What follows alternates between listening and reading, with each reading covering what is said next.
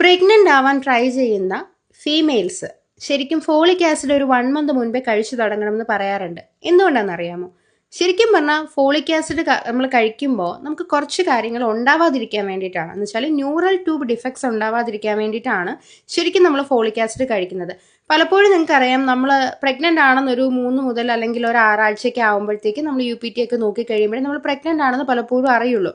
അപ്പോൾ ഈ ന്യൂറൽ ട്യൂബിൻ്റെ വളർച്ചയൊക്കെ ശരിക്കും പറഞ്ഞാൽ അതിന് മുമ്പേ സ്റ്റാർട്ട് ചെയ്തിട്ടുണ്ട്. അപ്പം ആ ഒരു ടൈമിലേക്ക് പ്രോപ്പറായിട്ട് ഈ ന്യൂറൽ ട്യൂബ് ഡിഫക്ട്സ് ഒന്നും ഉണ്ടാവാതിരിക്കാനായിട്ടാണ് നമ്മൾ ഫോളിക് ആസിഡ് നേരത്തെ കഴിക്കാനായിട്ട് പറയുന്നത്. നമുക്കറിയാം, ന്യൂറൽ ട്യൂബ് ഡിഫക്ട്സിൽ വരുന്ന മെയിൻ ആയിട്ടുള്ള രണ്ട് സംഭവമാണെന്ന് വെച്ചാൽ അനൻസെഫാലി ആൻഡ് സ്പൈന ബൈഫിഡ. എന്ന് വെച്ച് കഴിഞ്ഞാൽ ട്യൂബിൻ്റെ മോൾ ഭാഗം ക്ലോസ് ചെയ്തില്ലെന്നുണ്ടെങ്കിൽ, പ്രോപ്പറായിട്ടാണ് അത് ക്ലോസ് ആയില്ല എന്നുണ്ടെങ്കിൽ അനൻസെഫാലി വരും. അതുപോലെ തന്നെ കീഴ്ഭാഗമാണ് ക്ലോസ് ആവാത്തെന്നുണ്ടെങ്കിൽ സ്പൈന ബൈഫിഡ വരും. ഇതൊക്കെ ഒഴിവാക്കാൻ വേണ്ടിയിട്ടാണ് നമ്മൾ പ്രോപ്പറായിട്ട് ഫോളിക് ആസിഡ് നേരത്തെ കഴിക്കണം എന്ന് പറയുന്നത്.